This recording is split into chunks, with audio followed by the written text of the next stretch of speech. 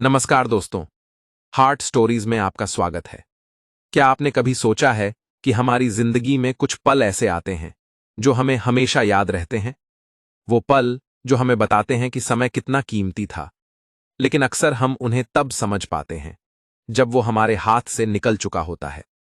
आज मैं आपको ऐसी ही एक लड़के की कहानी दिखाने जा रहा हूं। इसे अंत तक जरूर देखिए, क्योंकि इसमें छिपा है एक अनमोल सबक।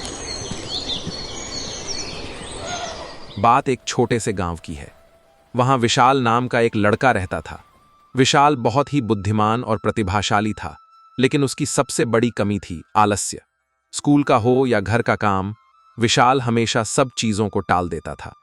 अरे ये पढ़ाई कल कर लेंगे, अभी खेलने का मन है। आज बाजार जाऊंगा, नहीं यार, अभी धूप है, शाम को चला जाऊंगा। धीरे धीरे उसकी यह आदत उसकी सफलता का सबसे बड़ा बाधक बन गई। पढ़ाई में पिछड़ना, दोस्तों से पीछे रह जाना, घर वालों और शिक्षकों की निराशा, सब कुछ उसके लिए आम बात बन गया। वह अपने भविष्य की चिंता तक नहीं करता था। एक दिन गांव में एक ज्ञानी साधु आए। उनकी बुद्धि और ज्ञान दूर दूर तक मशहूर थे। विशाल ने सोचा, शायद ये मुझे कोई जादुई तरीका बताए जिससे मैं जल्दी से अपने दोस्तों से आगे निकल जाऊं। जब विशाल की बारी आई, वह साधु के पास गया और बोला, साधु जी, मैं हर काम में पीछे रह जाता हूं। मैं नंबर 1 बनना चाहता हूं, मुझे कोई रास्ता बताइए। साधु ने मुस्कुराते हुए कहा, बेटा, तुम्हारी असली समस्या यह है कि तुम समय की कदर नहीं करते। हर काम को कल पर डालते हो और अपने अनमोल पलों को बेकार में गंवा देते हो। इसे समझाने के लिए मैं तुम्हें एक कहानी सुनाता हूं। विशाल ने ध्यान से बैठकर सुनना शुरू किया। एक बार एक बड़े और न्यायप्रिय राजा ने अपने राज्य के लिए एक विशेष आयोजन रखा। राजा ने घोषणा की कि जो भी अपने गांव का सबसे मेहनती और समझदार व्यक्ति साबित होगा, उसे एक बड़ा खजाना मिलेगा। राज्य में हर कोई उत्साहित था, लेकिन राजा के एक पुराने मित्र थे रमेश। रमेश गरीब था, पर सबसे बड़ी कमी थी आलस्य। जब राजा ने रमेश को यह मौका दिया कि वह सूरज डूबने से पहले जितना खजाना चाहे ले जा सकता है, तो रमेश की पत्नी ने चेताया, जल्दी चलो, समय बर्बाद मत करो। लेकिन रमेश ने कहा, अभी नहीं, मेरे पास तो पूरा दिन है। भोजन करने के बाद उसे नींद आ गई। जब उठा तो सूरज आंशिक रूप से ढल रहा था।